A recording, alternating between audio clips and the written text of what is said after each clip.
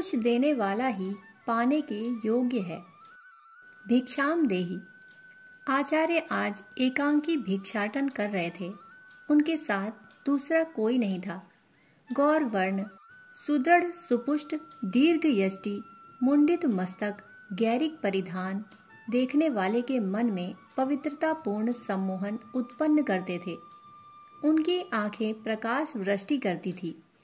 जब वे पलकों को उठाकर सामने देखते तो लगता था कि ज्ञान के अनेक सूर्य एक साथ उदय हो गए हों। उनका व्यक्तित्व ज्ञान, भक्ति व कर्म का अद्भुत आध्यात्मिक संगम था। जो इससे संपर्क करता, इसके संस्पर्श में आता, वो धन्य हो जाता। उनके सानिध्य में प्रत्येक को अनायास ही कृतकृत्यता और कृतार्थता की अनुभूति होती। उनके जीवन की प्रत्येक गतिविधि अपने आप में अनूठी सीख देती। कामना न होते हुए भी उनके कर्म की निरंतरता प्रवाहमान रहती थी। निर्विचार में संपूर्ण प्रतिष्ठा के बावजूद उनके विचारों में सतत ज्ञान अभिव्यक्त होता। उनके मानसरोवर में भक्ति की तरंगें, लहरें अनवरत उफनती उमड़ती रहती। उनके कर्म में प्रकृति की परम सक्रियता थी। उनके ज्ञान में ब्राह्मी चेतना का प्रकाश प्रवाहित होता रहता और भक्ति में तो प्रकृति व पुरुष दोनों युगल रूप में वरदान बरसाते थे। संपूर्ण रूप से संतुष्ट संतृप्त होते हुए भी आचार्य नित्य प्रति भिक्षाटन करते। करतल भिक्षा तरुतल वासह में उनका सन्यास प्रतिष्ठित था। अभी तो उनकी सन्यासी जीवन शैली की सार्थक अभिव्यक्ति के साथ उनके भिक्षाटन का एक अन्य महान उद्देश्य भी था।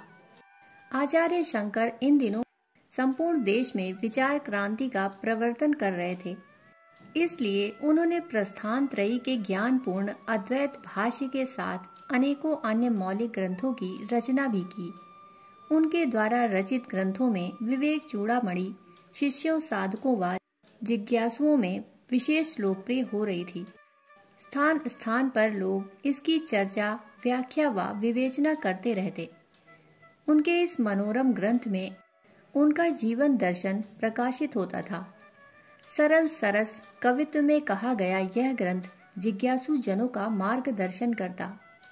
विचार क्रांति का प्रवर्तन करते हुए आचार्य ने अनेक स्थानों पर अनेक महाज्ञानियों व महापंडितों से शास्त्रार्थ किया। शास्त्रार्थ करते समय उन्होंने इन सभी ज्ञानियों व पंडितों से कहा था, शास्त्रार्थ किसी की बुद्धिमत्ता या मतवाद की प्रतिष्ठा नहीं है। ऐसा होने पर तो किसी न किसी का अहम ही प्रतिष्ठित होगा और अहम की प्रतिष्ठा ज्ञानियों व मनीषियों के अनुकूल आचरण नहीं।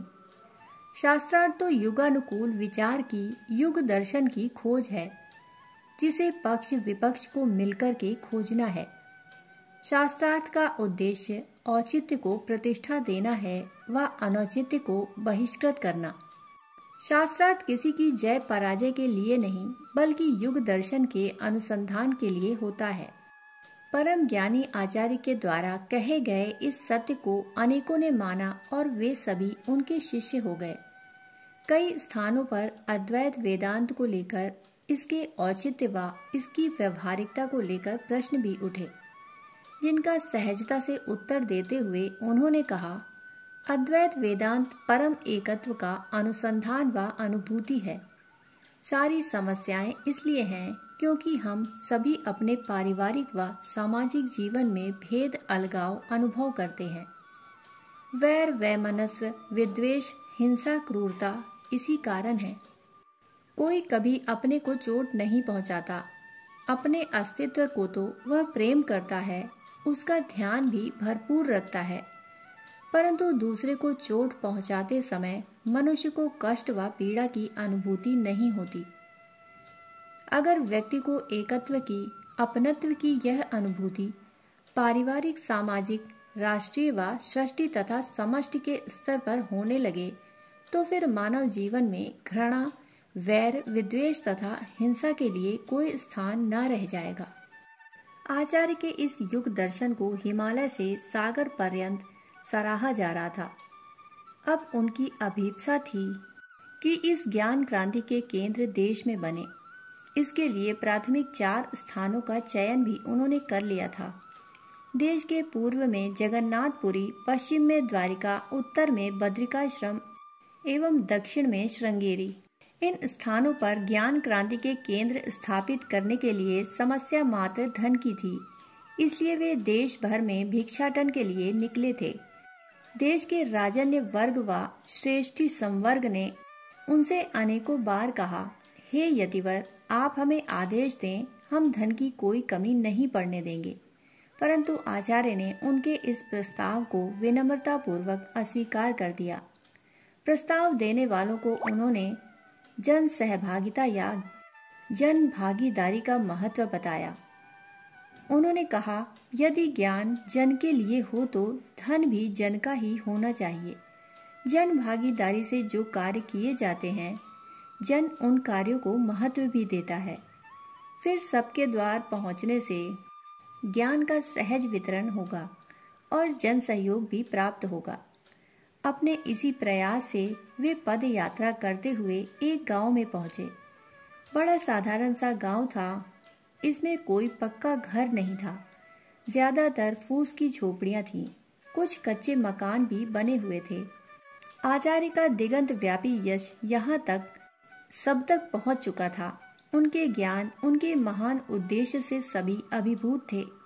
इसलिए जिसके पास जो था वह उसे बड़ी उदारता पूर्वक दे रहा था। देते हुए उन्हें संकोच भी हो रहा था, परंतु संतुष्टि भी मिल रही थी। देने वालों को संकोच इसलिए हो रहा था कि जिन्हें देने के लिए देश के महाराज सम्राट तरसते हैं, जिन्हें कुछ देने के लिए देश का संपन्न श्रेष्ठी वर्ग उनके पीछे पीछे घूमता है, वे हमारे द्वार पर आए हैं, क्या दें उन्हें। इसीलिए संकोच भी हो रहा था, परंतु उन्हें देने का सौभाग्य हमें प्राप्त हो रहा है, यह अनुभूति उन्हें संतुष्टि भी दे रही थी। अभी जिस द्वार पर उन्होंने भिक्षा के लिए पुकार लगाई, वह झोपड़ी एक वृद्धा व विधवा ब्राह्मणी की थी।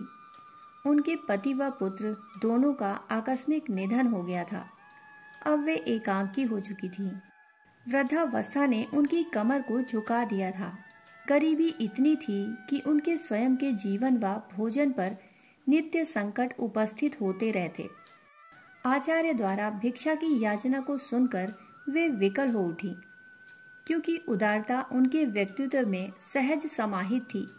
उनके मन में प्रश्न उठा कि आचार्य को क्या दें। कुछ भी तो नहीं था घर में। आवाज सुनते ही उन्होंने झोपड़ी को कई बार खंगाला। अनेकों बार अनेक ढंग से उसकी तलाश की, पर उन्हें कुछ नहीं मिला। उन्होंने झांक कर देखा तो आचार्य अभी तक द्वार पर खड़े थे। सूरज की तपन में उनका गौर वर्ण रक्तिम हो रहा था। वृद्धा विकल हो उठी। आज पहली बार उन्हें अपनी गरीबी पर तरस आया। व्याकुल होकर उन्होंने कहा, हे ईश्वर, तूने मुझे इतना गरीब क्यों बनाया। ईश्वर को यह उलाहना देते हुए उन्होंने अपनी झोपड़ी में फिर से ढूंढ खोज की। इस बार उन्हें एक कोने पर पड़ा हुआ सूखा आंवला मिला। उन्होंने बड़े जतन से आंवला उठा लिया और लगभग भागते हुए द्वार पर आईं। आचार्य अभी तक वहीं खड़े थे। उन्होंने उनके हाथों पर सूखा आंवला रख दिया। इस आंवले के रखते ही आचार्य की हथेली पर आंसू की 4 बूंदें भी गिरी। इनमें से 2 आंसू वृद्धा के थे और 2 स्वयं आचार्य के। इस दान को पाकर आचार्य भावाकुल हो उठे। आंवले के रूप में वृद्धा ब्राह्मणी अपने सर्वस्व की संपूर्ण संपत्ति का दान दे रही थी। ऐसी उदारता और ऐसी दरिद्रता के विरल संयोग को देखकर आचार्य विकल हो उठे। उन्होंने माता महालक्ष्मी को पुकारा, हे माता, इस उदारता को संपन्नता का वरदान दो। उनके मुख से स्वतः स्फुरित स्तवन के स्वर फूटने लगे। अंगम हरे पुलक भूषण मां श्रयंतीम भृंगांगनेव मुकुला भरणम तमालम। आचार्य के द्वारा किए जाने वाले इस स्तवन के प्रारंभ होते ही संपूर्ण वातावरण में प्रकाश छा गया व सुगंध बिखर गई। वे अभी भी गदगद कंठ से कह रहे थे, अवलोकय ममा किंचनानाम प्रथम पात्रम कृत्रिमम दयाया स्तवन के पूर्ण होते ही वृद्धा की झोपड़ी में आकाश से स्वर्ण आंवलों की कनक धाराएं बरसने लगी। महालक्ष्मी की कृपा व आचार्य की भक्ति के सभी साक्षी बने। इसके साथ ही आचार्य द्वारा कहा गया स्तोत्र कनक धारा स्तोत्र के नाम से सिद्ध स्तोत्र के रूप में वंदित हुआ। दोस्तों, कहानी सुनने के लिए आप सभी का बहुत बहुत आभार। फिर मिलते हैं ऐसी ही कहानी के साथ। तब तक के लिए धन्यवाद।